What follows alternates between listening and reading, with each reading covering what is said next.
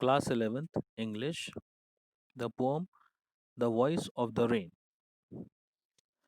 And who art thou? Said I to the soft falling shower, which, strange to tell, gave me an answer. As here translated, I am the poem of earth, said the voice of the rain. So, here in this stanza, what happens? The question has been asked, right? Question पूछा जा रहा है poet के through कि and who are to said I to the soft falling shower. यहाँ पे poet कहते हैं कि जो ऊपर से जो सॉफ्ट फॉलिंग शॉवर जो है जो बूंदें गिर रही है उनसे पूछा जा रहा है कि आप कौन हो, क्या हो आप। Which strange to tell give me an answer as here translated. अब यहाँ पे ट्रांसलेट किया जा रहा है, यानी बताया जा रहा है कि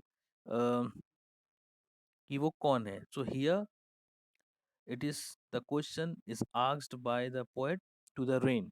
अब रेन यहाँ पे बता रही है कि रेन कौन है ना। I am the poem of earth, मैं अर्थ की एक पोम हूँ, एक कविता हूँ। Said the voice of the rain.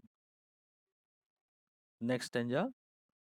एंटरनल I rise impalpable out of the land and the bottomless sea upward to heaven whence vaguely formed altogether changed and yet the same। अब यहाँ पे stanza बताना चाह रहा है यहाँ पे कि पोएट जो है वो कहते हैं अपने शब्दों में पोम की जो आवाज़ है, जो पोम कहना चाह रही है, जो रेन कहना चाह रही है एग्जैक्टली, वो बताते हैं कि जो रेन है, the poet says the rain is a essential process, एक एसेंशियल प्रोसेस है। और ये एक डिफरेंट तरीके का एटमॉस्फेयर क्लाइमेट चेंजेस हैं, जिसमें जो रेन है ये सी से और लैंड से इवापोरेट होकर ऊपर जाती है और वहाँ पर टुगेदर होके क्लाउड बन के नीचे पानी बरसाती है। यहाँ पर हेवन का जिक्र किया गया है। इसका मतलब ये है कि सीधे आसमान में जाना यानी हेवन में जाना, स्वर्ग में जाना। और वहाँ से जो पोरिंग होती है, जो ड्रॉप्स गिरते हैं, वो हेवनली ही होते हैं। हम जानते हैं कि हमारी लाइफ में रेन और वाटर की क्या वैल्यू है। तो इस वाटर और वैल्यू को ध्यान में रखते हुए ये कहा जा रहा है कि जब रेन ऊपर से गिरती so it is coming from heaven definitely. Are descendant to leave the droughts atomies, dust layers of the globe, and all that in them without me were seeds only latent unborn। यहाँ पे जो pome है वो कह रही है कि मैं ऊपर से जब गिरती हूँ, जब मेरी बारिश होती है, जब पानी गिरता है रेन का, तब क्या होता है, जितना भी कुछ डस्ट की लेयर पूरे ग्लोब पर, पूरी दुनिया पर जो होती है, डस्ट होती है, गंदगी होती है, सब कुछ बह जाती है, सब कुछ खत्म कर देती है रेन।